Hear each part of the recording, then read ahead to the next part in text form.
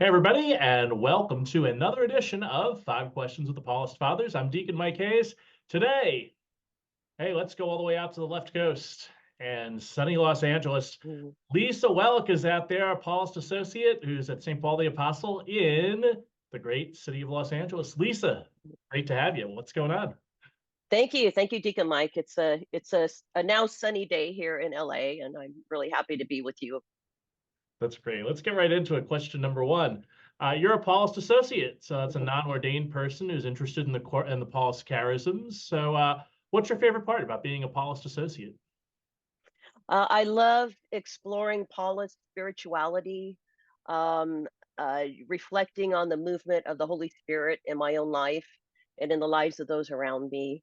When the associates gather for the LA group, we have a standing question: how has the Spirit been active in your life this past month?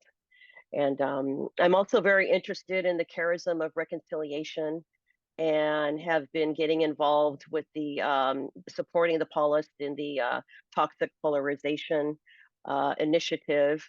I attended the conference back in April in Las Vegas, and we just had a mini mission at St. Paul's in Los Angeles to address this. So that interests me very much. Very nice. And then question two, you're really active in coordinating liturgies at St. Paul the Apostle in Los Angeles. So, what's your favorite liturgy during the year? My favorite liturgy is Holy Thursday. I just feel like there's so much in that liturgy that spells out what we are as Catholics, how we celebrate our faith. Um, for instance, we start the liturgy with the procession of the sacred oils, as the cantor chants, what each oil is for and how it's used to minister to people.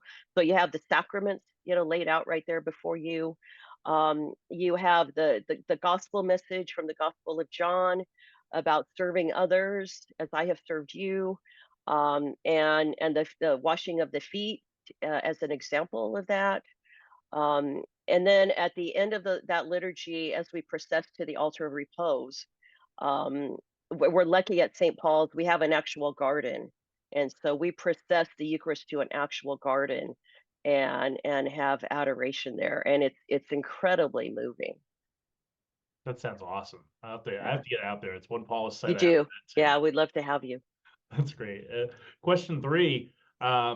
Your buddy and mine, Paulist Father Tom Gibbons, Mhm. and you often hit up Bruce Springsteen concerts together. So, what Bruce song can change your mood instantly on a bad day?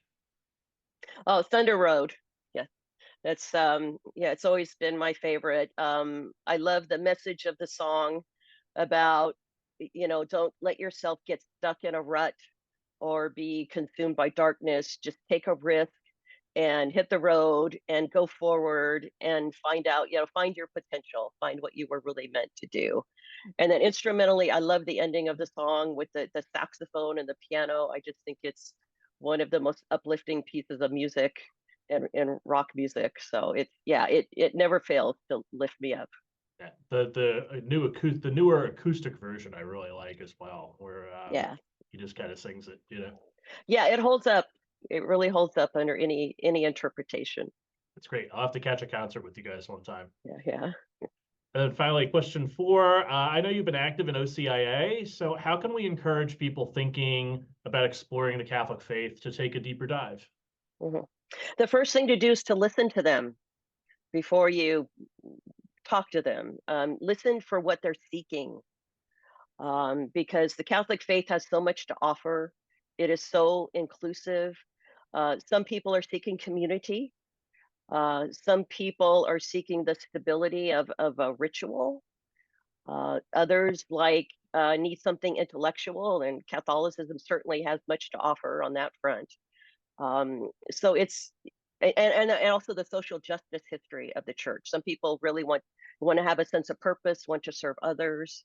So just listen to them and try and find that inroad, and show them that this could have meaning in your life, and again the inclusivity is key, especially people on the margins, people that have felt excluded from the faith. And I think being in a Paulist setting really helps, because our priests, I mean, that's really their mission, is to reach out to those on the margins. Yeah, yeah.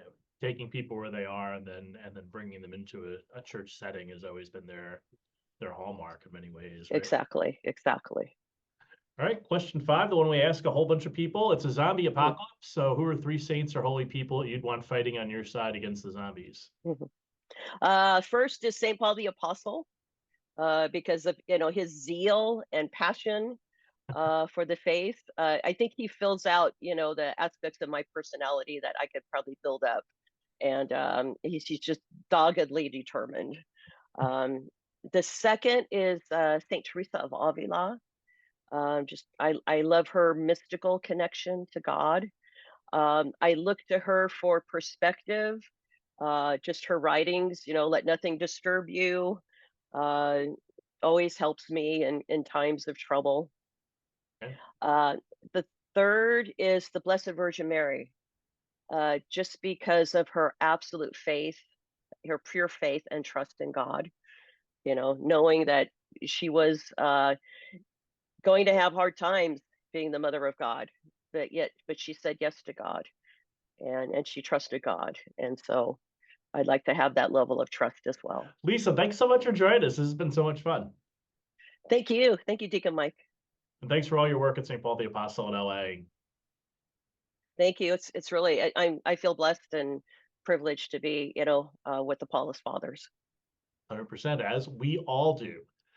We'll have a whole bunch more of 5 questions to the Paulist another time. I'm Deacon Mike Hayes. She's Lisa Wellik. We'll see you all again next time.